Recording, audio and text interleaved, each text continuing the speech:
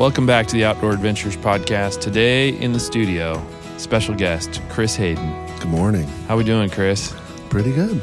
Yeah, Chris is one of those dudes that we can go, 6-8 months without talking to each other, and then all of a sudden we'll talk to each other for 30 days straight. Yeah. It always seems it's been that way for a while now. Yeah. I don't know how long we've known each other, but I think about 9 years almost. That's crazy. November, I think, will be 9 years. That's a lot longer than I would have thought. It doesn't seem. It's because when I met you when I bought my house. Mm-hmm. On a cold call. I called you on a cold call. It was on a cold call, wasn't it? Yeah, that's right. I was paying for a service called Commissions Inc., and you were a lead on that service. Was I really? Yeah. I don't know how you got into it. You must have Google searched something. Well, I think my wife and I were at the time looking to buy a house because rents, which it's hard to say this now, but rents back then were starting to increase rapidly every year. And looking back, it's like it was nothing compared to what people are paying nowadays. I know, isn't it? Even like those mortgage payments back then seemed high, but now they seem so cheap. The most I've ever paid is half as much as what my friends are paying now. I know, isn't that wild? And I don't know how people survive. But I know. Times are a-changing, though. Everything's always changing. That's for sure. So Chris and I have been... I guess you're my new roadshow buddy. So we went up to the big sportsman show. But before that, Senate Bill 769 was coming out. And for whatever reason in me, I maybe talking on here or just whatever, I started getting stirred up about the bear and cougar thing. And I actually looked into repealing that old bill that passed 30 years ago. And I did all the research, and I was going to start looking into that. Well, just kind of happenstance, I end up going on a podcast with my buddy Bryant, the Oregon First podcast, and he had this guy on there, John Stallone from Howl for Wildlife. And John said, hey, let's talk off the air. There's some stuff that's going to be coming pretty soon, and maybe we want to pump the brakes. So he connected me with his partner at Howl, and they said, hey, we got something coming pretty soon that could get started on the cougar situation in Oregon. And so anyway, the way they are with those things, they keep it kind of quiet until they launch it because there's so much opposition and anti-hunting groups. They don't want them to get a head start. And so they launched this proposition, which was Senate Bill 769 here in Oregon, to basically allow the hunting of cougars with hounds, but leave it up to each county to decide, how they were going to handle that. And kind of a workaround to that original bill that made it illegal 30 years ago. And so it was a big effort. I mean, I got the phone call that evening. I blasted everyone I know in the hunting community, and I said, you guys got to come out for this and either show up in person or do your testimony electronically. And Hal gave us some canned ways of doing that. And so anyway, I had intended to go to the in-person public hearing, which was February 11th. And unfortunately, had a livestock issue at my home. I lost 2 of my animals that evening, and I don't know if they froze to death or whatever, but it was a really old sheep and a really old goat, and I had to deal with those. So I called the court and said, hey, I'm not going to be able to be there. But Chris, the man, the legend, went to that public hearing. Yeah, it was my first time ever going to anything at the Capitol. And I would say probably in person testifying, there were 25 to 40 people, at least in the room. And they had so much turnout on there's 3 ways you could testify, I guess we could say. You could do it in person. You could do it through Zoom, which they had, I think, between 130 and 150 people on the list for Zoom. And then you had what I think a lot of people did, which was do a write-in testimony, which is a good way, like we just spoke about, of showing support. It's a little bit less personal, I think, but it's a good way to show numbers in favor of something. The issue I saw mostly was because there were so many people through Zoom, they only gave you a minute and a half to testify. So you had to be on your game and ready. And it goes incredibly fast. I had intentions of testifying in person. I'm kind of glad I didn't, because I know, like, after watching people, I wouldn't have been as prepared as you need to be to make the point, right? And I would say that in person, predominantly, the majority of people there were in favor of the proposition, the Senate bill. There were people who were against it, like the director of PETA for the state of Oregon, which we can kind of get into how they operate maybe on another podcast. Now, the people that testified through Zoom were majority against that. There were a few people that were for it. And we even had someone that voted for the ban in 94 that was for this Senate bill, which I was kind of pleasantly surprised to see that. Yeah, that they've seen that it didn't work the way. So, I mean, we've talked about this a little bit, but we'll reiterate it. In 1994, when that bill passed, I was a 15-year-old kid, and I remember the propaganda. There was all these commercials of, and I don't think TV has the influence it used to back then, because people have found ways to avoid commercials. But back then, everyone sat around on Friday and we'd watch TGIF on ABC or one of the channels, and you'd watch these goofy shows. But anyway, these commercials would come on, and there'd be this mama bear with cubs running from these snarling hounds up a tree, and then the hunter would shoot it, and it'd roll down the hill. And it probably wasn't even filmed in Oregon, most likely, or who knows where they got the footage from. But it made people think, oh, man, hunting with dogs is really cruel, and this is a horrible thing. And so anyway, it was banned in 1994, and the margin was not significant. I mean, it was close, but it wasn't like, it was enough for, I want to say it was like 450,000 to 550,000 or something like that. So it was,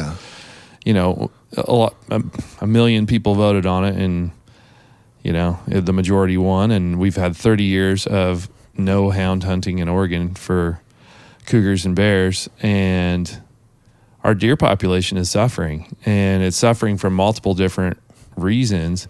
But you got some real raw stats there too, as far as the cougar stuff. Yeah, we heard in the hearing that ODFW suspects the population is around 7,040 cougars, and that's total counting kittens and everything, probably. I would think so, and I don't even know how that they have come up with that number. How do you get a population count on an animal that's rather elusive?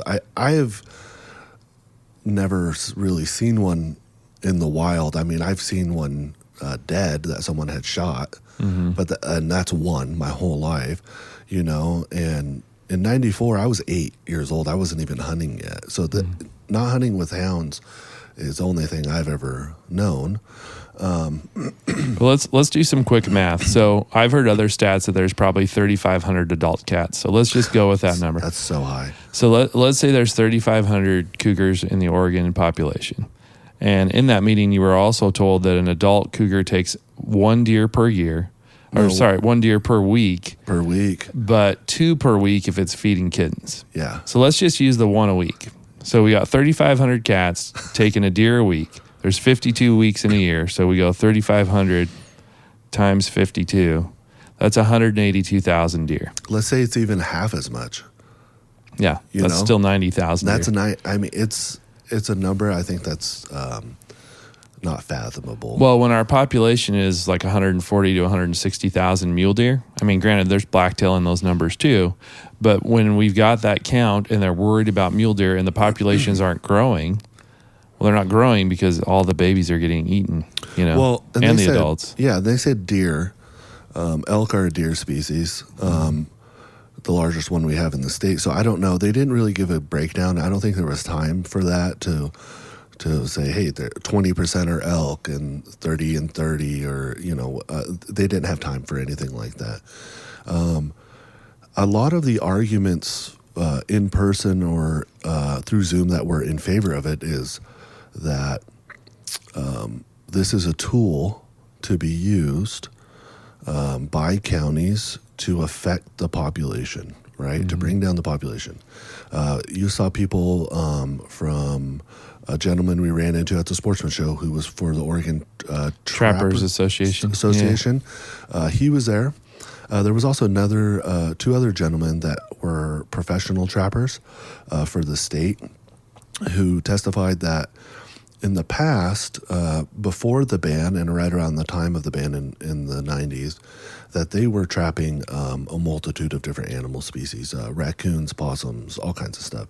And now predominantly they're just doing cougar work. So I think that's a great indication that there's an issue with the population.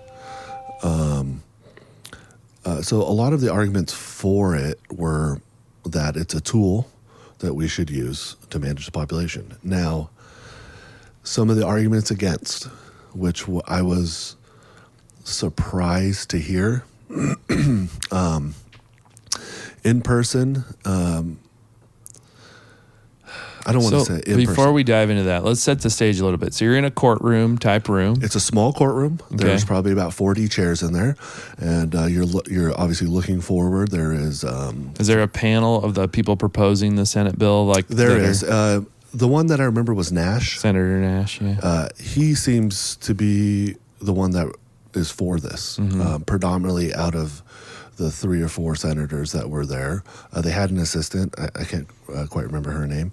And I just sat in the back and watched. And how many people in the room again, you think? Maybe 40. There was this strange moment that someone, I got to talk about this because it's really weird, that someone had brought in a group of young ladies from the FFA, and they came in and they sat for... on their fancy FFA outfits? Yeah, they stand out, right? Yeah. So it's they blue sat, velvet. Yeah, strange. They sat for about a half a dozen testimonies, and then they got up and left. So maybe they were being introduced to how our government works. Yeah, like an educational moment. I would think so. So there's maybe about 40 people in the room. Because what was your timeline? How long were you there? An hour and a half. Okay. I was there for an hour and a half. I was unsure how long it was going to go for. They didn't really say at the beginning. And there were a lot of people that were supposed to testify. Like, they just had a list of names, and they would go through them, and they would call your name. Mostly this was Zoom, that people weren't, okay, you're not there, well... On to the next one. On to the next one. Or if the person starts talking and it's like... bad there was a couple of those, So is that on like a big screen in the room? It was, yeah, okay. A giant screen, a projection screen. I will say that the people testifying in person that were against were predominantly from organizations. There was kind of 2 types of people, or 2 arguments I noticed for against this Senate bill. One was based in scientific study, where people would say that there are studies that show that hunting or harassing cougars with dogs has actually no effect on the population. It does not deter them from having conflict with humans or livestock, and that it's not as selective as people say it is. Which I find that hard to argue with, because you run a semi-adult or a juvenile animal to adult animal up a tree, you don't have to shoot it. Yeah, you can decide. You can decide. So it's a little bit more selective. Now, I could not say if it's more selective between male and female animals. I just don't know. I would think a seasoned cougar hunter would know if it's a male or a female in a tree. It's their business to know. Yeah. Right. So the other argument against, which I thought that I would hear it, but I was surprised because it's my first time in person. It's always something you see on the internet, was the emotional argument. Yeah, I can't even believe I'm going to say this. This is wild, because I've talked to my other friends who are hunters about this. There were arguments saying that, and using terms like these animals are murdered, which I don't know, man. Taken aback a little bit by that. And the trophy hunting big man complex argument. One of the people that actually worked on the original bill, I didn't catch her name, testified. And then there was a little argument, why, and this is the reason why I don't think it will pass, the going against the will of the voters argument. I don't think a lot of politicians want to be on the side of anything that goes against the will of the voters because of the optics of that. The emotional argument, which we have talked to a little bit about, is that we want to feel like big, tough men. And I kind of have a problem with that in a way, because you are, you're saying like what my motives are, like, and when you don't know me. And I think that's kind of dangerous in a lot of ways. We've talked several times about this. I don't, if this were to pass, I don't even know if I would ever do it. Yeah. Well, and in that same emotional thread, calling the cougars victims as well. I remember that was the other one. Yeah, that's one I couldn't think of right now. Was they're victims, and they're almost giving this charismatic megafauna effect, or adding a sense of personality.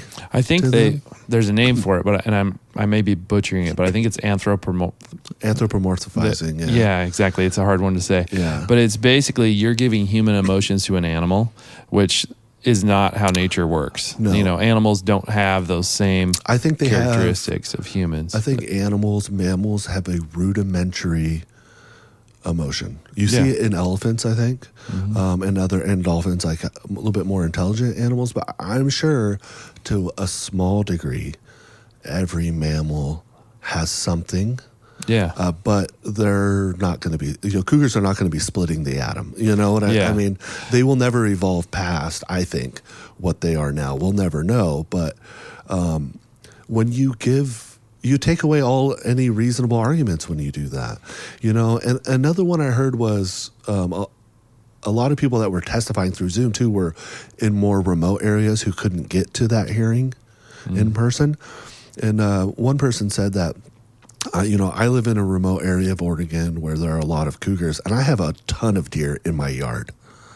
And I was like, yeah, because you're feeding them. Yeah. Well, we're not saying they annihilate the population completely, but the way I look at it, man has already intervened in the natural balance and the natural order of things. So we help control these populations through hunting and through other means. And we are essentially kind of trying to do our best to be good stewards of the land and keep the wildlife at a healthy population.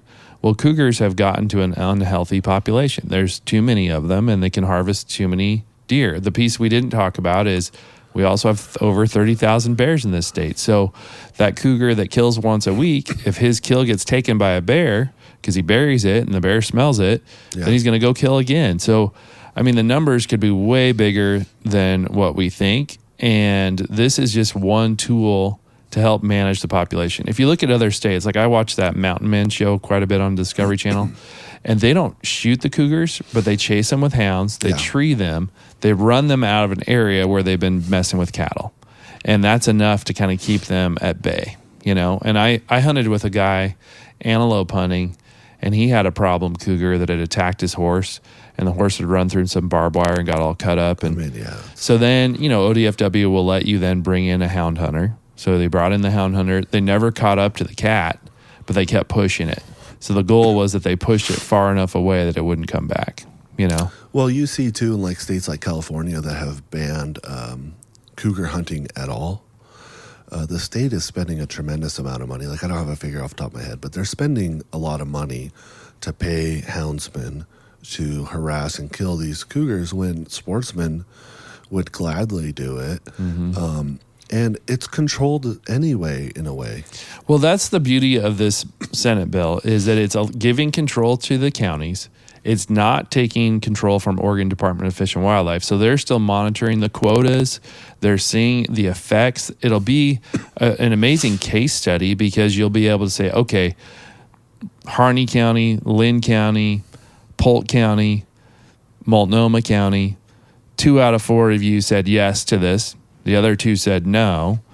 What do the deer populations look like in the counties that said yes? And we'll be able to have a measurable impact on what these... Here's the other thing with the hound hunting, and we've talked about this as well, but it's like, who is... Like, to your point, is like, how do you know what my emotions to things are? So let's say you've got a family of houndsmen that have been hunting hounds for 3-4 generations, because this went back a long time, right? And they've been raising dogs, and this is just something that was in, their great grandfather hunted with hounds, and so they saw that and wanted to do that and be a part of it. Well, we took that away from them 30 years ago. And so that grandfather that wanted to pass that legacy down, he could already be gone. And now maybe his children would still pick it back up again, but maybe they won't. I mean, so how many houndsmen, number one, are left? Number two, it's not like everyone's going to all of a sudden go out and say, we want to be houndsmen, because you got to raise probably 4 to 6 dogs on a dog team. I would think. Tons of training. That's a lot of dog poop you got to pick up. A lot of dog food you got to buy. Yeah, there's a lot to it. You have to really love dogs and really want to do this. And so it's not like there's going to be this explosion of hound hunters should we pass this Senate bill. And even if it's passed, I'm sure some counties will do it because there will be pressure. But there is a possibility that no counties do it as well, and we've been hunting animals with dogs for quite a long time, 1,000, 2,000 years. As Europeans coming to this continent, it's something that we did. It's a traditional use that in still some parts of this country, you can hunt bears and with hounds. You can hunt cougars with hounds. And I just don't want to see something like that die, and you almost need it to be a generational thing to continue it. And when you cut that off at the knees, it will go away. And I don't know how many houndsmen, I'm sure we could find out with a little bit of legwork how many houndsmen are left in Oregon, but I would imagine that they might have to bring guys in from other states if there aren't enough guys to have a measurable impact on these animals. And we're not asking for the annihilation of a species of animals. That's one of the other arguments, the emotional arguments I heard, was that you guys want to wipe these out. And let's be honest, I don't want to malign anyone, but a lot of these emotional arguments are made by people who couldn't make it from the car to the trailhead. They're not out there. And they see hound hunting as something that is, first of all, unsportsmanlike, which I don't see that personally from what I've seen. And it goes against fair chase. And I guess maybe you could make an argument in a way for that. I mean, you could at least have that's probably out of all of them, all the things that were said, you could have probably the most argument with. But it's not barbaric, Well, and from what I've watched on TV with the guys running those hounds, they're covering miles. 20 miles. Before that animal gets treed. Maybe the fair chase element for the human part, you're covering the miles, but you're not, you're still shooting an animal from a treed position if you decide to take the shot, which you may, again, pass on if it's too small of a cat or whatever.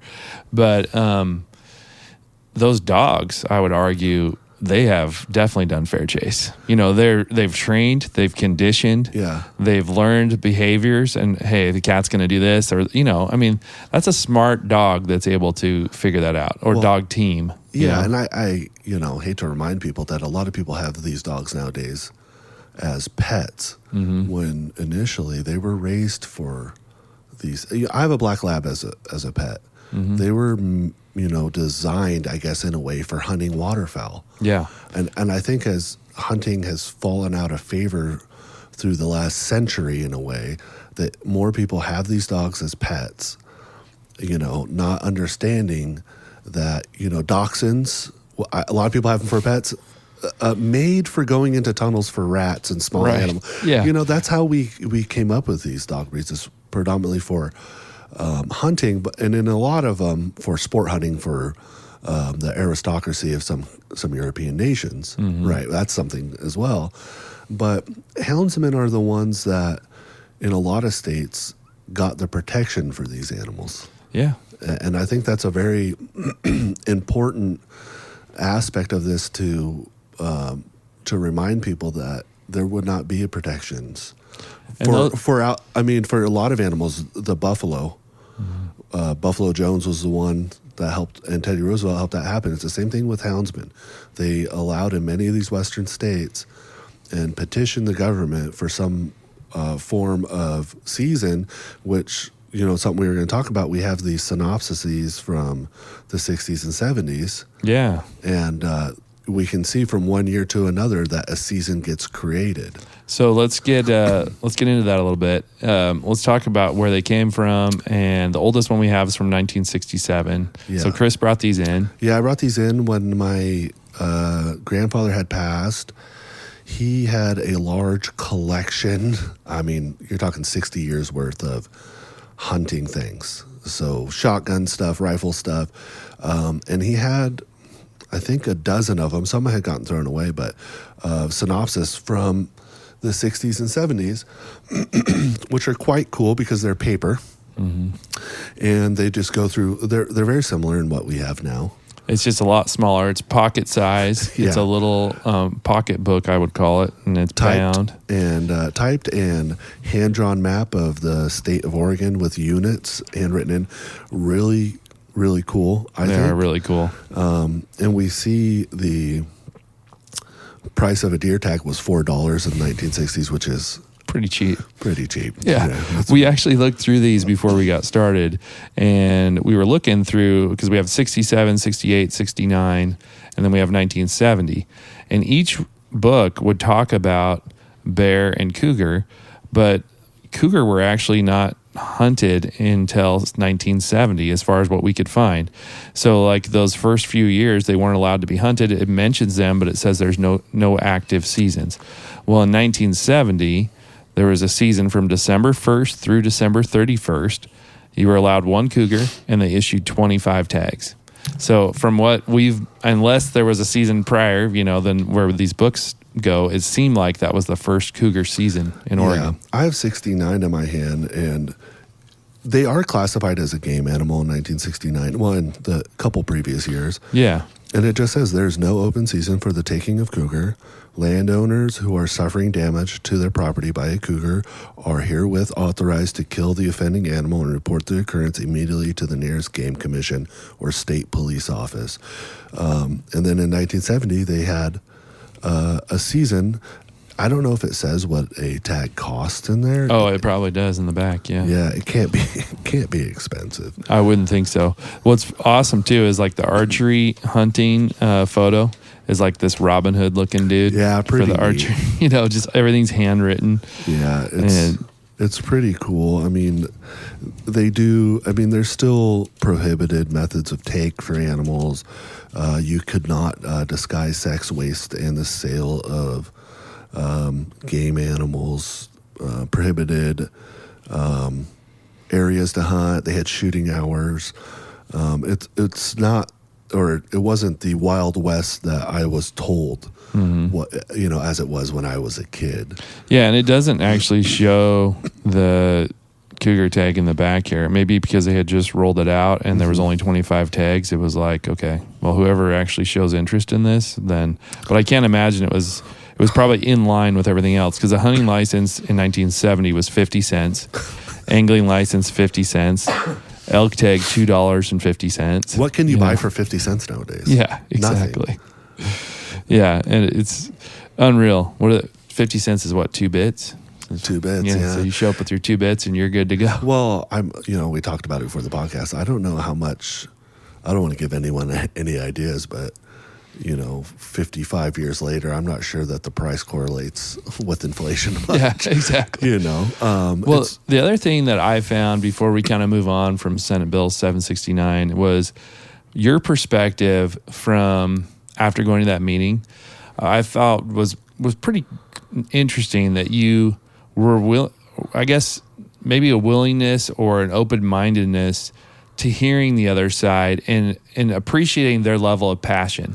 Although you didn't agree with the things they were saying, and it hit a chord in you as like when they were saying, hey, these big men that want to pound their chest, you're like, how do you know what my emotions are and what my feelings are? But I did appreciate that you were like, they were very passionate, and granted, it's not passionate in the direction that I am, but I felt like you had at least, because really I think these issues become political issues, and it's a bipartisan issue. It's an ecology management issue. It has nothing to do with political alliances. Yeah, and Senator Nash actually spoke about the urban-rural divide has increased as time has gone on in the state of Oregon. And I think that I'm sure you've heard it, and a lot of people have heard that people who live in these other counties across the state are tired of being told how to live by people in a few counties. And you hear that all over the country. Sure. Well, and you hear the Oregon Idaho movement, where there's those counties that are wanting to break away from the state because of that. Yeah, and I think if that divide wasn't there, you wouldn't have something like that. Yeah. So I always think giving more control to local people that know what the local issues are makes sense. Yeah, and it's not like ODFW is going to be out of the loop in this. They're going to spearhead it, obviously. They're game animals. They ultimately are going to be in charge. And I do like to see that people are passionate about keeping them. I want them to be around. Oh, yeah. I don't think any hunter wants cougars eradicated. No. I don't think any outdoorsman. They're a beautiful animal. It's a giant lion in the woods that we hardly ever see. They're so elusive. They're so intelligent. They're lethal killers. Yeah, you know? I've spent a lot of time, especially in my youth, in the woods, and I think I have seen one. You know, I've seen one in the back of a truck in Siletz, where I was hunting Stop Mountain Unit for blacktails. A gentleman and his brother had killed one that morning, and it was cool to see that. And it's, I don't know, maybe if we allowed this, more people would, these people who are against it, maybe if you are capable, because it does take a lot of, you got to be it's a physical thing you're doing here. Oh, yeah. Hiking. Climbing up and down a mountain. Oh, my God. At a fast pace, trying to keep up with dogs. At a brutally fast pace. Yeah. I think that if you are against something like this, maybe you should go to where it is legal for now. I mean, in other states, they're trying to get rid of it. And just take part in it.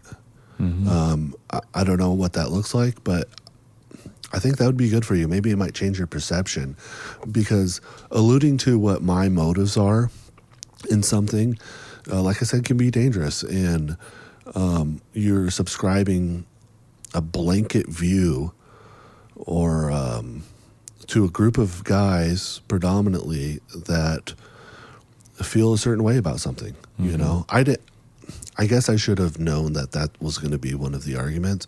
I was just surprised to see it. But I mean, likewise, we don't want to put ourselves in a blanket view of the opposition. Like, we need to be open-minded to hunt to other people's opinions and motivations. And I feel like that meeting really opened you to that a little bit. No, it did, because, we live in a little bit I have friends who don't hunt. I have a lot of friends that do take part in the outdoors in many different ways. But generally speaking, my friends who are not involved don't tell me, that, hey, I don't want you to be doing this or this is wrong. I don't ever hear that. So it was kind of nice in a way to at least see it in person and not on the internet. Because that's where a lot of you see the anti-hunting stuff is online. Yeah. We've all seen the videos on YouTube. We've all read comments. People can be a lot more aggressive when we can't see their face. When you're wild. Typing on a keyboard. Yeah. And that goes on a lot of, hot button issues for sure. And I've seen a lot of people be, not so much with hunting, but predominantly with fishing, get really aggressive. And I could see that maybe if you were breaking the law. And I could see that, because I don't like it when hunters and fishermen break the law. And I'm certainly not going to be a part of it, or I'm not going to allow you to do it next to me. Yeah, exactly. And I think that if more of us maybe listen to them a little bit, I think it would help kind of close that divide as best as possible. And look, I really think it's not going to happen. I think you got to be positive, man. I hope it does, so I can at least go along with it and not have to go to Arizona or Idaho or wherever they're still doing it. But I think it's 60-40 against. I'm hope you're wrong. Like, in my mind, do too. In my mind, this is our best shot to protect mule deer. I think cougars are the number one threat to the mule deer population that's suffering in the state of Oregon. And for me, and a lot of biologists would probably say that and agree to it. And so the people that are studying are saying, hey, we need this. So for me, I'm going to stay in the optimist side of the coin and say, hey, this could happen, and it could. And I've told you this. I have no desire to hound hunt. Maybe I would tag along if I had a friend that was doing it, but I really don't have a desire to do it. I just know that it's a means of helping control this cougar population. Yeah, and I think ODFW is on board with it mostly. I'm sure there are factions of ODFW that have gone more neutral. Well, neutral, or you always hear rumblings that the some of the people that are starting to make up these fish and wildlife divisions across the country are more anti-hunting. The commissions, a lot of the commissions are because they're appointed by the governor. They're appointed by the governor, and on the West Coast, we're predominantly Democrat ran. I hope it does go. I would love to hunt one in the snow one time. Yeah. I think it would be interesting. And I generally like hunting bears. Mm-hmm. I think they're cool. I like being around them. I like being part of people hunting them. And I think just for me, I have no intention of getting 6 dogs.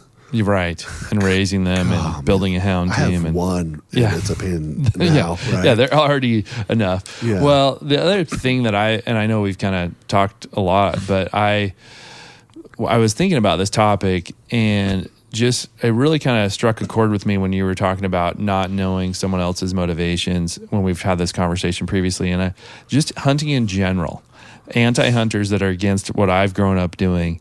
And like with anything, cultural. So, other cultures, if you look at it as a cultural thing. So, let's say there's a culture in the Congo that harvests monkeys. Well, we see monkeys as these beautiful, similar to human type animal. How could you go and eat a monkey, right? And I wouldn't personally want to eat a monkey, but culturally and historically, maybe they grew up, generation after generation doing that. And so putting that in my shoes, I grew up eating deer meat and having deer hunting be a part of my life and my heritage and my legacy that I want to pass on to my kids. And so for me, my motivation in harvesting that animal is that the meat from a deer, I don't need it, but it's good, organic, lean. There's not a bunch of stuff put in that meat and, dyes and all kinds of different fillers and things like that. I mean, granted, they could eat some pesticides or something. Who knows? Yeah, who knows what guys are laying out for. Yeah, exactly. But at the same time, that meat brings back my childhood. So when I cook, I usually cook venison once a week on the weekends. And when I take that bite, it's immediately I'm back to 7 years old or whatever. You know what I mean? And just those flavors and those memories. And so to me, that's a cultural heritage kind of thing that I want my kids to be able to partake in, should they choose to. And if we don't do something to help control predators that are taking out deer, they may lose that opportunity at some point. Eventually, so it's like, do you want a balanced environment where every animal is out there living its life, or do you want an excess amount of cougars that are then starving to death and you don't have any deer anymore? You know? That's a part of it too. And you talk about the cultural aspect of it. We've been hunting with dogs for a millennia. I mean, you just brought up people in the Congo. They hunt with dogs in the Congo for antelope species called the bongo. I know. It's the bongo in the Congo. Yeah, it's incredibly expensive. I watched some videos on it. And that's because of the terrain. Incredibly thick jungle. We've hunted with them in Europe, in Asia, and I bet if you went to South America, someone did it there. I mean, it's part of that partnership with dogs that humans have had for a very long time, and we kind of had coexisted, I would think, with each other. It's a great way for both of us to get some food. Yeah. And I just don't want to see that, go away. One of my friends said, brought it up, hey man, the Romans did it, but that doesn't mean it's barbaric like they were. And I'm like, yeah, that's a good point. And you look at most of us experience with dogs is bird hunting, so most of us have bird hunted with dogs, and seeing a dog, I've only done pheasant hunting with dogs and in South Dakota, and seeing those dogs work those cornfields and just their excitement. I mean, they're bred for that purpose and they're trained for that purpose and they love it. Like they go all out until they're totally exhausted and we got to go cool them off in a pond. You know, you have to give them a break because they'll hunt themselves into the ground if you let them because they love it so much. Yeah, we still talk about, I've hunted with dogs that weren't mine. I had bought my lab 9 years, about the time that we had met, for the purpose of hunting with it. But once I brought that puppy home, my wife was like, "No way! Right? Yeah, it's you're not taking my baby." Yeah. Which is okay, Yeah. But I've hunted with them over ducks, and we do the bantail pigeon season here. And we still talk about some of the good dogs that people have had or my family have had.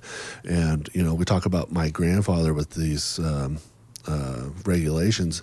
He would always have like funny terms. Like if a dog was real good, he's like, "That's a Cracker Jack dog."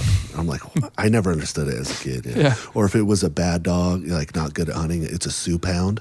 And all it's good for is feeding it soup. That's funny. Yeah, because he had those old-timey old man sayings, Yeah. But we would always admire dogs that, because everyone would try. I mean, look, these people with the dogs that I hunted with tried their best in training them, and sometimes you just get lucky and you have a dog that's exceptional. And my uncle had one named Lucy, and that dog was so smart, man. And it's fantastic to watch them work. Yeah. My dad always talks about a German short hair my uncle's had named Fritz. Yeah. And I guess Fritz with a pheasant, he just lived for hunting. And I mean, he actually died in the field and just really? hunted all the time. I mean, that's kind of died doing what he loved. Yeah, that's kind of the way to go.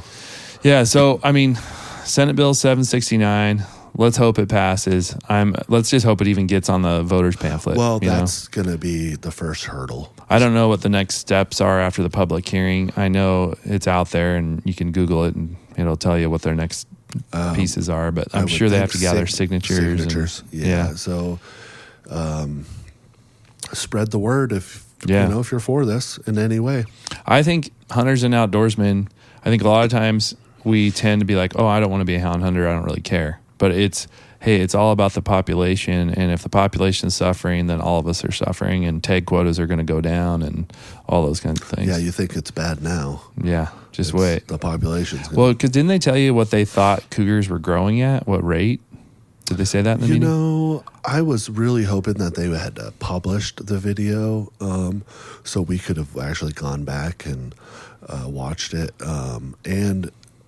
I feel like they threw out a number, though, and it was high, a lot higher than I thought. Because when I looked at the old data from 17%? It was something like that. I want to say you said 17%, and that's insane if they're really growing that fast. Because back in the day, they were supposedly growing at 4%. Well, and it's compounding. Yeah, true. Yeah. But if they were growing at 4% back when measuring in 1994, I think it's Measure 18 when it passed, we'd have over 9,000 cats based on the growth rate at that time. Yeah. So, I think you would have to look, and that's why I can't wait till it's published. So maybe we could, I always thought another good podcast would have us watch it. Yes, I would love to watch it too. Yeah, because there are some people that alluded to studies that have been done about the effects and how, like I said earlier, it doesn't have an effect, but I want to read those. Yeah. And see if that's what it really says. Agreed.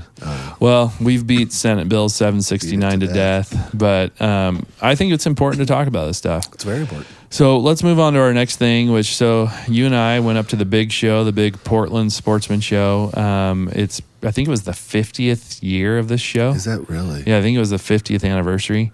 I mean, I know Jim Shockey was there on one of the evening talks, and the Born and Raised guys. There's lots of different people that show out for this thing, and I've never gone to any of the seminars, but they always sound so cool. Like one guy was talking about bluefin tuna fishing off the coast in Oregon, and oh, really? Yeah, there's always topics that I always want to check out. But one of these years, I'm gonna be like, okay, I'm blocking out these 3 days, and I'm gonna hit some of those seminars. But this was one of those years where Chris and I beat the weather. So we went the we did. opening day of the show, and he always goes the opening day, which is a Wednesday. Mm-hmm. And we were thinking, okay, it's not going to be that busy. And then we get there, and there's this huge line of trucks getting into the place. I couldn't believe it's never been that busy on a Wednesday. Yeah, it was crazy. But it could have been because we knew that snowstorm was coming in. Which it did the next day. Yeah. So then the snow was here for a couple days, and it would have probably been a lot more messy. But we also both were late for things we had to do because the traffic leaving was insane. Oh, boy. It took us, 4 or 5 hours to get home? Yeah, it seems like that. I mean, it was a pretty good show. We talked to a couple guys that I know I've been talking to for a couple of years. So Hot Fire Safaris. Yeah.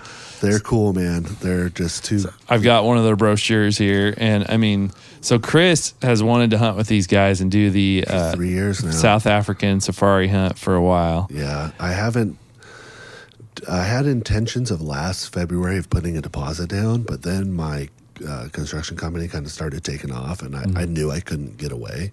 Same kind of thing is happening this year, to where I know that I it's not responsible. Like, I need to be here. Let's get a shout out to the construction company. What's the name? Archer Construction and Remodel. Mm-hmm.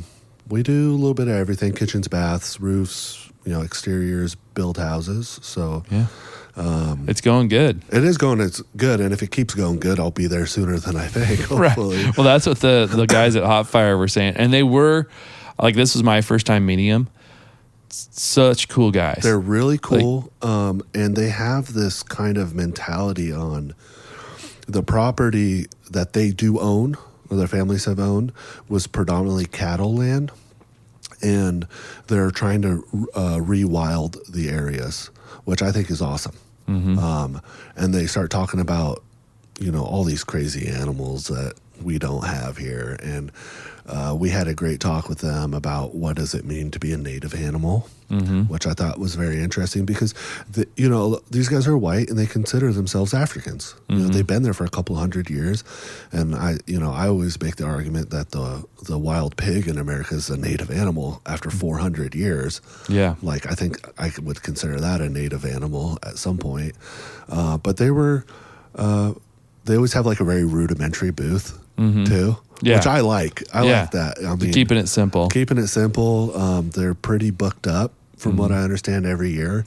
And these guys, you could see, could go up and down a mountain. They were they're studs. Fit dudes. Yeah. And they've been doing it, they've been in the wild as South Africa gets since they were kids, and, they're cool guys.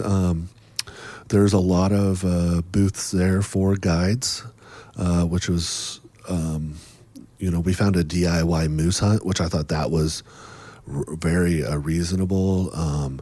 An elk hunt is still really expensive, like $15,000, which I couldn't believe that. Yeah, that DIY moose hunt was in Alaska, and that guy, I think it was him and his daughter that were 10 there. 10 days, like $3,500 or something. Yeah, because you paid just the lodging fee, basically. Yeah. But, you probably had to buy tags on top of that. Yeah, I think the tags were only...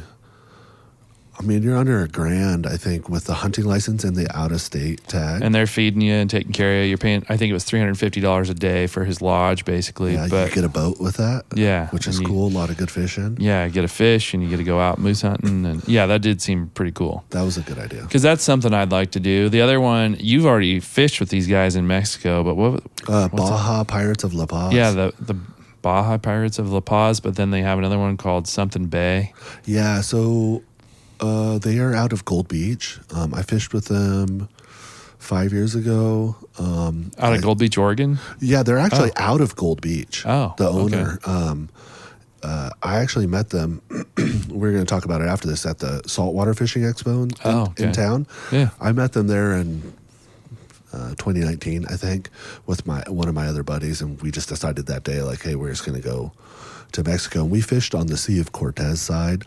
They have a new lodging area on the Pacific side. I can't remember where the area is, but it's a stark difference. Like, La Paz is a city of 300,000 people. Oh, it's huge. Yeah, it's huge. Yeah. They have casinos. It's there's a part of the area that's really, like, it's beautiful. And then there's parts where it's like looks like the third world. It's really strange.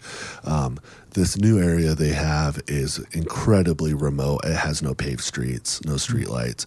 But from what they said, the fishing is incredible. That's what he said. Some of the best fishing in the world. Yeah, so it's a little bit more money, and you can look these guys up. Their prices are actually very reasonable. Yeah, I got excited about that just because. You should go, dude. Yeah, it's so much fun. I've got some bucket list fish that I want to catch. And Rooster fish, right? That's rooster fish definitely on the list.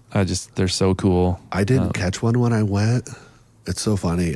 We fished with the same guide. We got him by accident. And then we fished with him. I think that trip I fished 3 days. But he was just cool. You know, it's nice to get a guide that is just seems awesome, loves to fish. And so he took us to this beach you can only get to by boat. It's just the water, just beautiful, right? Just picturesque. Yeah. And he's hanging out in the boat. And he's like, hey, screaming from the boat with this giant rooster fish he just caught. Oh, man. And I'm like, what? I've been wanting to catch one my whole trip.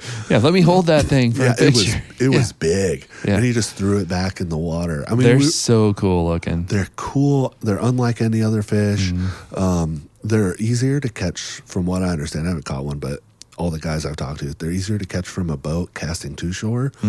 The real like, challenging way, I guess you would say, is from the beach with a fly rod. Oh yeah, they say that's like the bone fishing thing too. Yeah, doing it that permit, way. right? I mean, yeah. So I'm hoping if everything goes well this year, we'll go fishing again. Little business trip, you know.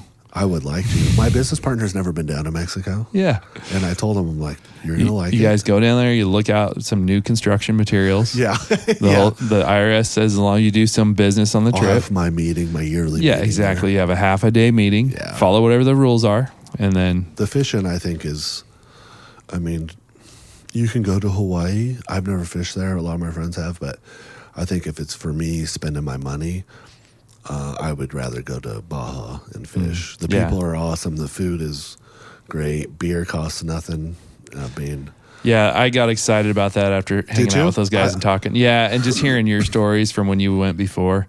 And I would say just the Sportsman Show in general, I thought this year probably one of the better years as far as just how the booths were laid out. Yeah. I mean, like the meat eater guys were there. There was guys from everywhere. Yeah. We didn't really hang out at that booth or anything, but you picked up a fly rod. I did a little 3-weight for trout fishing in Central Oregon from, I think, Maxim Outfitters. It was like good price. Liked the rod. Nice guys. Yeah, it's very nice. It's just also, too, it's aspects of it are just like any other sportsman show that have been up there. I mean, you can buy a boat or a $150,000 pickup. I mean, ATVs. I always do all the little raffles to try to win a fishing trip or win I'm a sucker for those. I never win. This is my first year. I haven't done them because I've never won them. I never win either. Throwing away $100 every year. So I always get excited, though. Yeah, I started thinking about that on the gun raffles at the local sportsman show. I'm like, I've probably put $25 worth of tickets into those buckets for the last 10 years. That's $250. Yeah. It's time to just maybe buy my own gun. Yeah. Well, and that's something we talked about. We talked to a custom gun maker there. I just don't know if I need it or if I'm there yet. 'Cause it's cool. It's cool, but I mean, you're going to...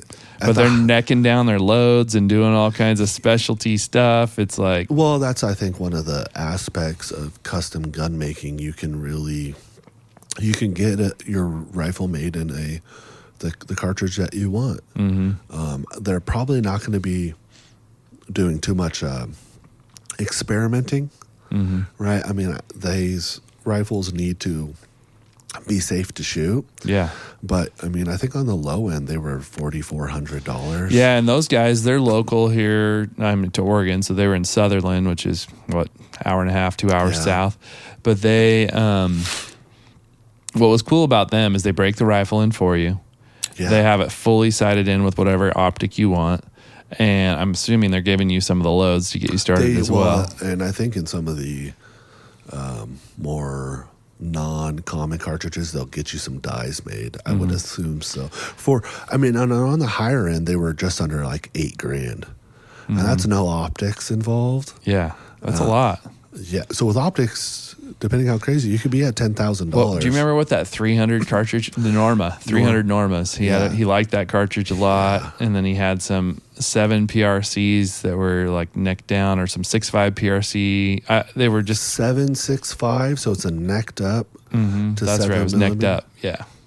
I think, which I think don't they make a 7 PRC? They do now, 7 PRC, and then there's also that new 7 backcountry. That's the one that's probably the only cartridge in the last couple of years that has interested me. Very hot cartridge, yeah. And hot load, that thing's flying. So. Yeah, but again, we talk about this all the time. It's like, I still hunt with a 30-06, so I don't need anything. Yeah. Yeah, we just talked about that this morning because I have an old 06 that I want to trade in at the gun show today, but it's not like a nice nostalgic, it's a plastic gun that I just don't need in my collection anymore. I feel like you might have to come down a little bit if you really want to get rid of it fast. I know, but I'm cheap. Not cheap, but like, okay, I'll get rid of it for this amount, but I'm not willing to, you know what I mean? You just don't want to take too much of a loss. Yeah, well, or just like, even if I'd rather keep it. If it's too cheap, I might as well just hold on to it. Yeah, if someone says, hey, I'll give you $200 for it, then you might as well just keep it. Yeah, exactly. You're not going to get anywhere with $200. But it's a $400 to, if you were selling at retail, it's a $700 gun probably. Plus the optics. So that's with optics. Oh, it's not a with high. optics? Yeah. Okay. So wholesale to another gun dealer is probably $400. It's probably where might as well. I guess see what you can get, but I would just keep it as a backup rifle. Yeah, so we have a gun show today in Albany. We're going to go check that out after we get done here. It's one of the better gun shows. Yeah, Albany Rifle and Pistol Club puts it on. It's gun shows in Oregon. I've been going to them for a very long time. In Portland can be really good. There's a couple different ones that go to Portland, but the Salem one I went to last weekend. Oh, right after the saltwater show. Yeah, so the saltwater show, it's a really small sportsman show. It's tailored around saltwater fishing. There are, like all sportsman shows, there's some mocked up boats that you could buy. I did not see, there may have been 1 or 2 guides there. A lot of, there was Edge Rods was there, which is Gary Loomis, now is Edge Rods. He was there, which that I think is the first year he's there. He could have went last year, I don't remember. And there was a couple other rod manufacturers there that I had not heard of. ODFW was there, which is super cool. Yeah. They had a great display of all the crab species of Oregon. Wow. And the red rock crab is a native species. The one that we always say is not. The guy said, we've been battling this for 100 years. Everyone's uncle had told them that it's not native. Yeah, that's from Washington, yeah. Yeah, and he said it's native here. And I was like, oh, okay, cool. I did not, I didn't even see that booth. My head was in the clouds. Yeah, it was pretty cool. Because I know we have those weird spider crabs that come from Japan that are invasive. Yes. And then the green crabs are invasive, and they're starting to worry about them because they're prolific. They just breed out of control. Yeah. They take over everything. But they had a great display of all the crab species of Oregon. I thought that was pretty cool. There was a booth there trying to get signatures to bring back sea otters. Oh, I thought that we had them, but I would think that'd be a good thing because I know we have a sea urchin problem in the Pacific Ocean, and so because the otters have gotten whacked. Yeah. And otters, that's one of their favorite foods. And if you're in Alaska, those things are everywhere. They're like, we have that California sea lion everywhere in Oregon, and those have created a lot of problems with the salmon and whatnot. But so I don't know. I have mixed reviews of. I do believe in restoring things to what historically used to have been there to a point. Well, as best as you can. Yeah.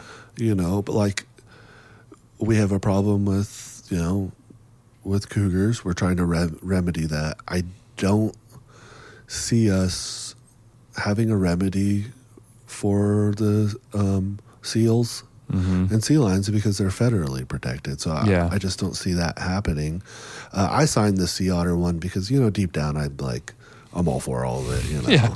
I just my wife loves them. Yeah, they're like the cutest thing. They are, but they're actually like super aggressive and savages. They're savages, dude. Yeah. But they're a really cool animal, and I've since I've had a kid, I have a 3-year-old daughter. I've gotten softer a little bit, my Yeah. wife says. So, she's starting to, I bought her first fishing pole, so I want her to see these things. Yeah. So I signed it. A lot of fishing rods for sale, and it's all tailored. This show's all just tailored to saltwater. They do have seminars there as well for all the offshore possibilities in the state of Oregon, which I like. Just like the big sportsman show, I've never been to any of them because I was just like go with a friend or a guide. Yeah, when you're just walking through and walking through. It's really small though. It is literally one hall for the actual show. It's tiny, but every year it gets better. Yeah. Well, and that's how those things start. So this year we're going to go up for the hunting expo too, which is next Friday, Saturday, Sunday, March 7th, 8th, and 9th. Very excited about that one. Yeah. I think there'll be a lot of the players that were at the big Portland show, but it's focused only on hunting. So there won't be any fishing categories. I was going to go this year, try to go to Saskatchewan this year for a bear hunt. I don't know if that's going to happen because of work, but I would like to go up there just to, just for the opportunity to get a monster black bear. They're just so much bigger there. And we'll see. This is the first time this show's coming to Oregon. Yeah. I think it's been in Washington for a while, the same show. And so, but I looked at the people that are coming and it's all the big names are there. It should be a pretty good show. I'm excited for that one. And, we're doing the show circuit now, and it's sportsman show season. February and March is when it all happens. I guess they do that because there's not a lot of hunting going on. Is that I would probably think so. why? Just winter steelhead fishing. Right. And that's kind of probably dying down by now. It is, yeah. I never even went out. I had every time that I had planned to go out, I was just like getting sick from my kid bringing home something. Yeah, there's been a plague going around the state, and it's like my daughter's on her 3rd round of it, and my wife's got it this time. I've gotten it twice, but it's just like a sinusy cold that just never goes away. And my big like free times are December, end of November through beginning of February, basically. Which makes sense in construction, yeah. Well, no one we do a lot of remodel work, so no one wants you in their house for the holidays. Well, they don't want their kitchen torn apart for Thanksgiving or Christmas, right? Or bathrooms and stuff. And if it's outdoor work, the weather's too bad. Oh man, you try to spring through some of that stuff as best as you can. I'm not in the position to turn stuff down really, but I mean, so I was like, oh great, I'm gonna at least fish a bunch because I couldn't hunt a lot. And then I was just got whatever that was going around, and I was just feeling. Every time I got up at 4 o'clock in the morning, I was like, I'm just feeling bad today. The motivation wasn't there. Oh, to go torture yourself. Stand in a frozen river. I'm just not interested in it. And now we're starting work for the year, and so I'm like, you know what? I'm just gonna pass winter steelhead this year. So I had a little recent fishing adventure that we wanted to talk about. So one of my bucket list fish. So rooster fish are on there, grayling are on there. Even though I've been to Alaska a few times, I never have targeted them. I need to, because I don't think they're that hard to catch, and they're really cool looking. But so, grayling, rooster fish, I've always wanted to catch a tarpon. I've already caught like marlin and oversized sturgeon, and I've hit dorado. I've caught and tuna, and then of course all the salmonids that we have in Oregon. And so I've always wanted to catch. I started becoming a bass fisherman. So I grew up as a trout fisherman, only ever fished trout growing up, and then it turned into salmon and steelhead, a little bit of sturgeon here and there. Well, then I moved into this neighborhood 5 or 6 years ago that has this lake. And so I started fishing it for bass, and I realized how fun bass are to catch and how aggressive they are and how, I won't say easy, but they'll bite on a lot of different things. They get more difficult the more times they get caught. But so it's a catch and release fishery. I don't have any desire to eat a bass. I've eaten smallmouth bass before, but I'll pass. And so anyway, the company sent us to Miami here last week, my wife and I, on a sales trip. And we had a few business meetings and whatnot. But I was like, while we're here, I should try to find a fishing trip. So I threw that out to the wife, and she wasn't super excited initially by the prospect of it, but it grew on her. She got a spa day. So I got a fishing day. So the last day before we came home, I booked a charter for 4 hours with this guy, and we were fishing the canals of Miami, which is where they draw their public drinking water from. It's 90% fresh and maybe about 10% salt. But these canals hold all kinds of, you know how Florida is the hot spot for things being released and just thriving because the temperature and the conditions are right. So, you know, people throw things out in like boas and, iguanas and chameleons. And so then they just take over. Well, a lot of times too, that happens when there's a hurricane. Oh, true. Yeah. Then everything escapes. True. I didn't even think about that. Yeah. And everything gets mixed up and put in different places. I've seen the photos online where a guy's fishing. There's just a giant goldfish. Yeah. Oh, yeah. We saw a ton of those. That's kind of cool, man. So we're fishing these canals, and you're fishing little jigs, or you can fish with live minnows. And and our guide, his name is Diego from Stay Fishy, really cool guy. I had told him specifically I wanted to target peacock bass. And a lot of guys he'll do like some other inshore stuff for like snook and smaller size tarpon and things like that. And I do want to go for a big tarpon, but little tarpon I wasn't really that jazzed about. I really wanted to target the peacock bass. And I just think they're a beautiful fish, and it's basically an overgrown aquarium fish. You know, they're from the Amazon. The record in Florida is 9 pounds. That's a monster. And so anyway, we get going, and my wife is along for the ride. She didn't really want to fish, but, you know, she was there.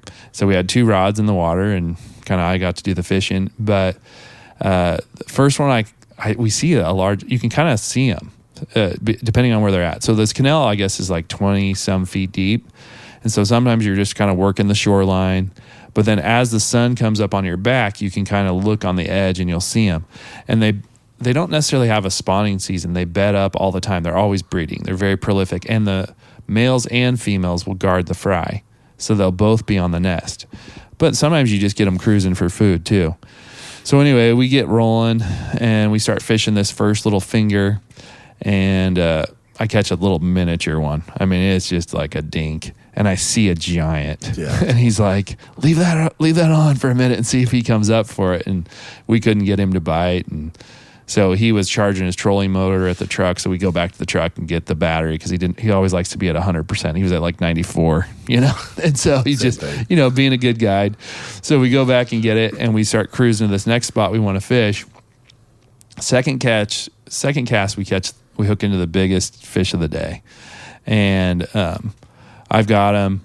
He's pulling pretty good. It's a pretty good fish. And he comes up the surface and Diego's like, big peacock, you know, like don't horse it basically, you know, because we're fishing 4-pound test. And so anyway, we get this fish netted and we take pictures with it. And it's got all the characteristics you're looking for. It was a big male. He had estimated he said 7 pounds. I think, you know, I'm probably going to put him in the 4 to 6 pound range, 4 to 5 pound range, probably. Is that him being a good guide? Probably, yeah. But I mean, also the excitement of the moment. And who knows? He'd know better than me, but it was a good fish no matter what. And just all the colors and all the stuff that I was looking for. So right there, that's my second fish of the day. And I'm like, this trip is good. So we catch probably 10 more of them throughout the trip and one other decent sized one that wasn't quite as good as that one. But the best fish for me was I could see him on the bed. It was a male and female. And I was throwing out to him. And they would just nudge my bait away from him. But they don't bite hard. They're more of a soft biter. So that was hard for me at first because I would pull a little too hard trying to set like a largemouth bass. And he's like, no, you got to set it a lot softer because they're not always taking it. Sometimes they're just knocking it away from the nest. And so I would see him, I throw my bait out there and I twitch it a little bit, but you're giving a fair amount of line because you're trying to get the fish to take the bait. And anyway, sorry, I'm talking with my hands. I knocked the mouse off the nest. But anyway, so I'm casting this fish and they'll nudge it away, but not enough to actually set a hook. And they just kept nudging it away. And finally, I got it just perfect, and I had a bunch of line in my hand, and I gave it a little twitch, and that fish just hammered it. And so that fish took like 20 minutes to get him to finally strike. So that one was the memorable moment for me, and we were both excited because we'd been working on that fish for 20 minutes. But you're seeing like those giant goldfish everywhere, red Oscars. We caught a striped tilapia, and I didn't realize they have a lot of teeth, so you can't put your hand in the mouth of those. But that was the only other species we got.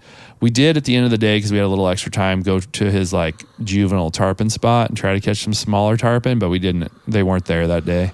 But there's a bunch of dead iguanas floating everywhere in that same spot. So That's it's weird.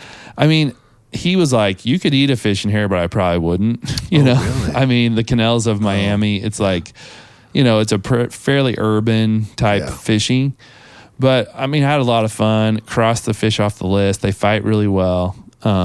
It's a weird though, kind of. It just seems like this exotic thing, you know. And you're in Miami. Cool looking. Yeah. And yours was a male, right? So I had the big bump. That big one is a male, yeah. And I did get a big female too that I took a picture of, and but it's the males have that big bump and they have just more vibrant colors. I mean, the females are pretty vibrant as well, but it's a cool fish for they're sure. a cool fish. Yeah, they must be line shy too, fishing with small 4-pound. Mm-hmm. Because when I haven't done a lot of bass fishing, but you can just rip on them here.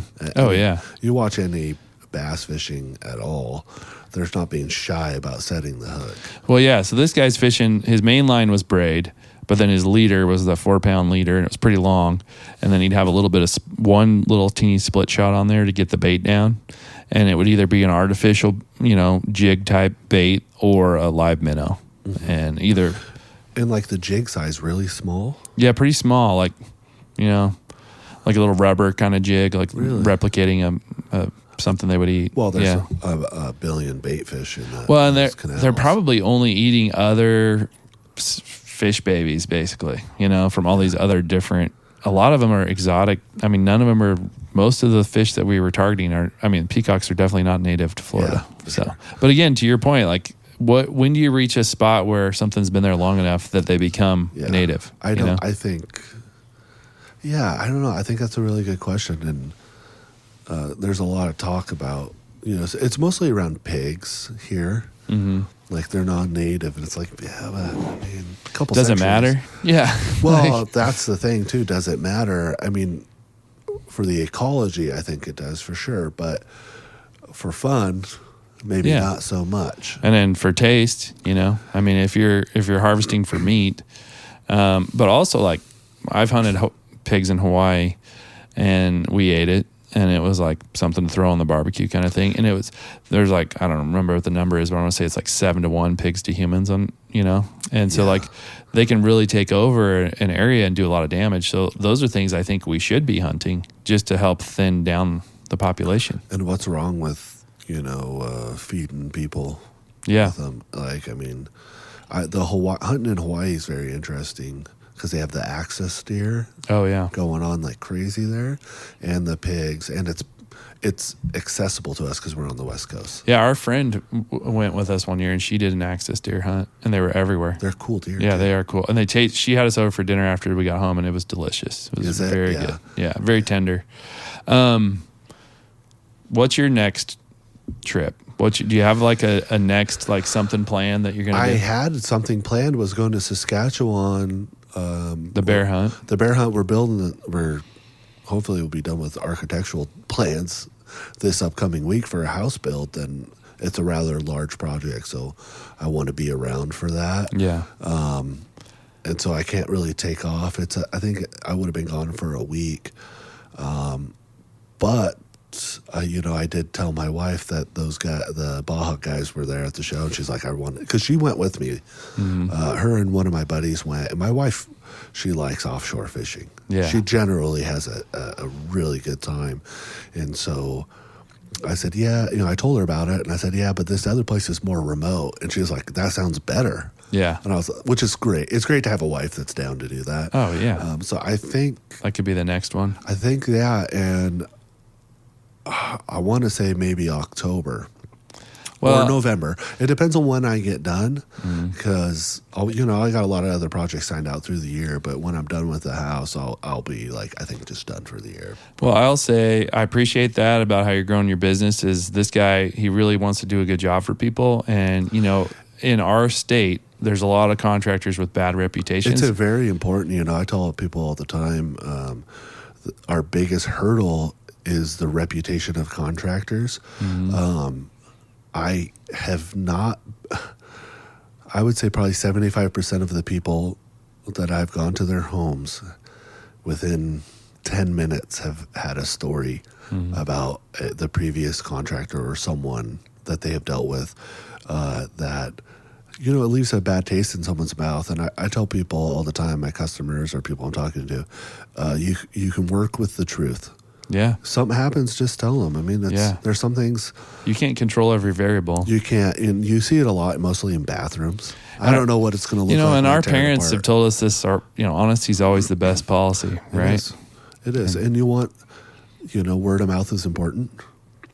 You want your people to be happy. Obviously, you want to grow the business. That's very important. But I can see the passion in you since you've taken on this role. And even when I've called you and you're like, hey, I got to go, I got to deal with, you're very focused on making sure that your client is happy, which is important. Yeah. Last year we did a lot of incredibly large remodel jobs where I think one project I worked 128 straight days without a day off, and long days. And I think a lot of that comes from my youth working in agriculture, that to my detriment, I will just hyper focus, on the work, and which bothers my wife quite a bit, you know. But also too, it's like, you got to make those sacrifices. They're incredibly important. Hey, we all got bills to pay. We all got bills to pay. We've had a plan. My business partner and I have had a plan to, how fast can we get to building homes? Because that's what I've always kind of really wanted to do in construction. And we're kind of jumping the line on that. Yeah, I'm excited to see how that project goes. It's a cool, so far, the design of the home is great. It's just, building homes is not cheap nowadays. We went to a job site in South Salem where a 2,100 square foot home on its own piece of land. I mean, you're talking the lot is incredibly small, and it was $700,000. Man, that had some high end finishes in it. No, but that's the thing. It didn't. Really? It had good it had really good finishes. Yeah. Whew. But it wasn't anything crazy. What was that? 350 a square foot? Yeah, I mean, do the math, but it's quite a bit. Yeah, but it was a very nice home for sure, and which new construction should be very nice. So I'm not interested in doing developments. I'm interested in doing one-offs, custom. Yeah, custom. And it's Archer Construction. Archer Construction and Remodel LLC. Okay, we've been around for a couple years now. We started off just with roofing, but now we do a lot of kitchens.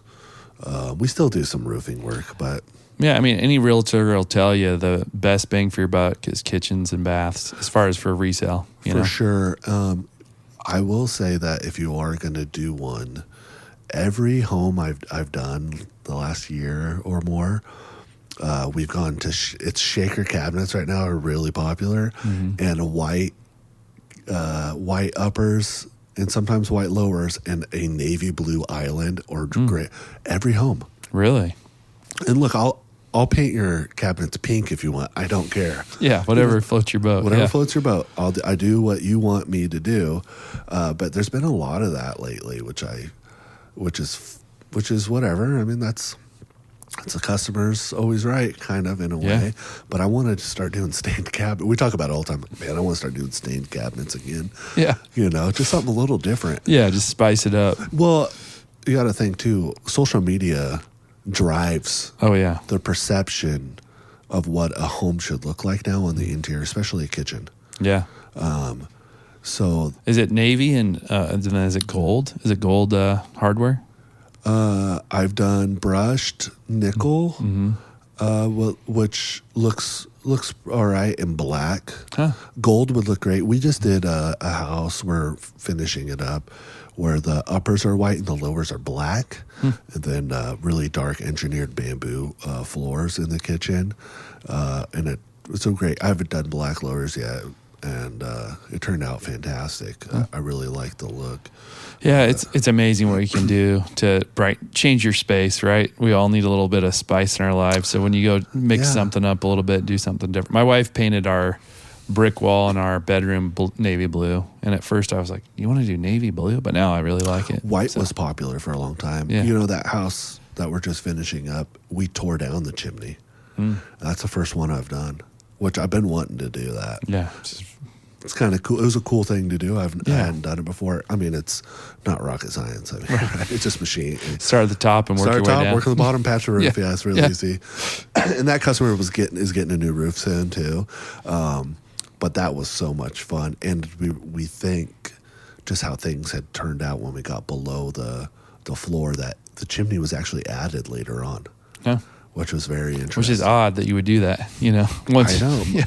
My house was built at the same time at this house, same 2 years, and mine was done when it was newly constructed. Yeah, which makes more sense.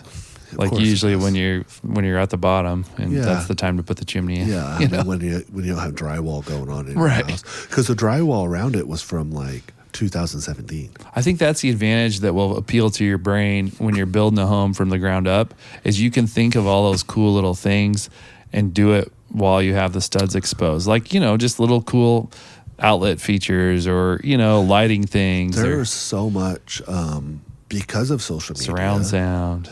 Yeah, well, and also one of the great things about, you know, Instagram, and I don't use Pinterest, but a lot of people do, that more of these specialized companies have social media now, right? Because that's what's important. Mm-hmm. So you're finding a lot of cool stuff on social media. I can't tell you how, you know, like people stopped doing stone front on homes. So masonry has really, it's harder to find masons now. Oh, yeah. But there's a company out of Canada called Evolve where it's like synthetic, and it could be nailed on with a brad nailer. So you can still get a stone front of your house without having to mortar it on. Could you use that to resurface a chimney too? Yeah. I mean, it's called Evolve Stone, maybe. Because my wife wants to do that on one of our chimneys, because it's got that sloppy brick from the 70s, you know, where they just didn't, the grout is really sloppy. Yeah. And it was a look back then. Honestly, some people like it. No, but it's just, I like perfection. Yes. Mine is at home. It just depends on what's behind your brick. Mm-hmm. But let's say you did like a electric or a gas insert, and you built something around it, and you could do that. Go on their Instagram. It is really cool. We did a stone face on the inside because we did a wood stove insert, but Yeah. on the outside it's still got that, you know, sloppy brick. And the frogs love it. It gives them a place to hang out, you know. For sure. But yeah. it's just not a look we're really excited about. No, and I think that, I mean, every customer is different on what they have, their idea of the perfect. Oh, my wife has a lot of different dreams. And they call me the dream crusher sometimes, because I have to like say, hey, honey, I don't want to go drop $80,000 on the yard right now. You know, Well, yeah. everything's so expensive, and we live in a hilly area, so everything involves a retaining wall. Yeah, and, yours you is know. going to be exceptionally expensive. Yeah. For sure. Mine is because my home's from the late 70s. The kitchen's, you know, god awful. The bathrooms need to be done, and my wife's like, when are you going to do ours? And it's like, I do it every day. I think I've done a lot of loans for a lot of contractors over the years, and their houses are always half done, because they'll get started, but then they get pulled to a customer project, and then they don't want to deal with it. You know what I mean? Yeah. And so they'll get it to a point where it's functional. And so usually when it comes up is when they go to sell the property. It's like, oh, I actually got to do these projects. So then their wives never get to actually live in the nice finished thing. You know?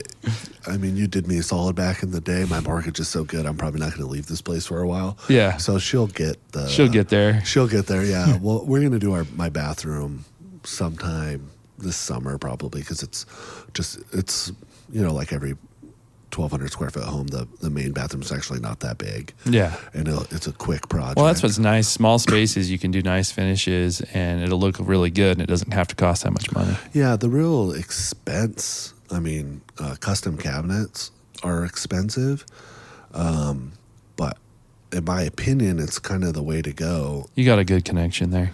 Yeah, I do. Yeah, because my uncle makes cabinets for everything. But the issue I see is that, you know, we did Lowe's cabinets in someone's home, which were fine. We do the measuring, so the onus is on us to make sure it's right. Yeah. But they didn't send the crown molding. Oh. and it was painted, so it has to match. It's not a color that I could get, so it was proprietary to Lowe's or that manufacturer they use. So that took another 3 weeks. Well, though their kitchen is usable, it's 3 more weeks I got to wait to get paid. Well, plus they're also looking at it going, when it's not there. And it wasn't quite right, and we ended up not using it. So it created a whole nother issue. The great thing about the cabinet maker is, like, I'll call them. Yeah, and they'll be there to look at it. Yeah, he is my family, but also, too, it's a local company. But like, hey, this is X, Y, and Z's happened. The remedies are much quicker.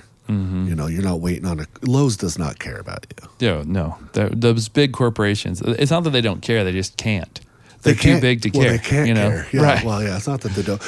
And that's a funny thing. I shouldn't say they don't, because the person I worked with for that is awesome. Yeah. And if the locals do, they just are out of control. Anytime you're with a big corporate conglomerate, stuff just moves slow. Well, the manufacturer of those cabinets was in Ohio. But one of their manufacturers is Independence. Why couldn't you just have them make it? Yeah, right here. It's just right here. Yeah. That's all. Yeah. Well, we should probably wrap it up and hit the gun show, don't you think? Yeah. Hey, we covered some topics today. We danced a little bit, but that's better than usual for us. Yeah, we did pretty good. And we didn't expect to end it talking about construction, but hey, that's what you're doing right now. Construction's a lot of fun. I like it a lot. I like just... And everybody loves home stuff. I don't know how you couldn't, It's weird, man. The more I got, because I started 20 years ago in commercial construction, and then I had a little stint in agriculture. But it's so funny, like, now on Instagram, that's all I'm looking at is, like, home remodels. Yeah. Like, maybe I want to try this. Yeah. And it's it gives you ideas. Well, it's not so much on, I'm a guy, just forewarning if you ever use me, I'm not so good at design. Right. That's the idea. I have people that are very good at it. And a lot of homeowners know what they want to a point. It's actually been kind of beneficial in a way. There was one customer, I did not end up working with him, but he was from the Bay Area and he had a home up here in West Salem, and he was flying up a designer like twice a month. Wow. For his home remodel. Yeah, that's a expensive job. That's a lot of money right there. Yeah. Well, thanks for being here. We were talking before we got started. You were on episode 2 and 3. Was it 2 and 3? Well, that's what we were saying. I don't know if that's... I know 4? 2 for sure. Maybe 2 and 4? Or 2 and 6 or somewhere in the early days. What number is this? Now we're in the 40s. In the 40s? We're in the 40s. Yeah. I'm excited for when we hit 100. Yeah, time flies when you're having fun. And, we try to put out at least once a month, but sometimes, life gets busy and we go do things. And so. Well, we've been meaning to do this for a while. And we've had a few different topics we've talked about doing. And then, this was just the Senate Bill 769 was such a hot subject right now. It's very important that people. And you were there. I mean, you were at the public hearing.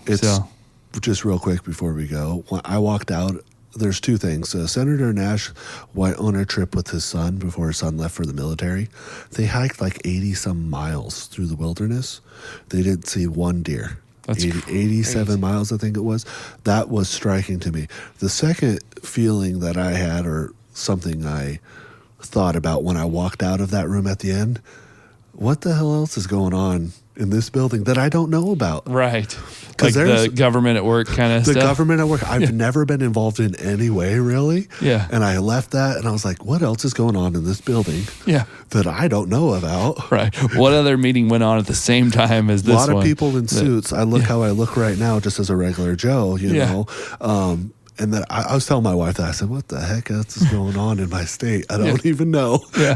So, I mean, maybe, I don't know, for just people listening to this is just get more involved in some way, or at least become more accustomed to finding out about something before it happens. Yeah. I think oftentimes we're reactive and not proactive. Absolutely right. In spaces that we care about, like even this change they're making to the mule deer hunting. Yeah. They'd been talking about it for several years. Very long time. But until it came out in the synopsis this year, nobody paid attention. Then we're like, are they really cutting it down to this many units? And everybody freaked out. Well, it's like, well, they've been telling you. And to be fair, it is challenging to find information sometimes. Like, things are going on. Especially with the government. But trying to find the public. Well, I tried to call this is off topic, but I was helping a client and I was trying to get tax information in Chicago, Illinois. I got transferred 7 times before I left a message, and it was on a property tax situation. Man, try building a house. Oh, I imagine. You go to, our Marion County is actually pretty good. Yeah. We did one in Deschutes, which is even better. My family did. You got to know the right questions to ask and who to ask them to, because, I spent like 3 hours there the other day, and they're like, hey, have you talked to this guy? The last person's like, hey, have you talked to this guy? I'm like, that's the first guy I talked to. Right. You went full circle by the end of it? Yeah. They're like, oh, no, that's perfcly fine. It's like, why wouldn't you just no one's volunteering information these days. Isn't AI going to fix all this for us? Golly, I hope so. We'll see. Yeah. All right, Chris. Thanks for coming on, buddy. Absolutely. Good to see you.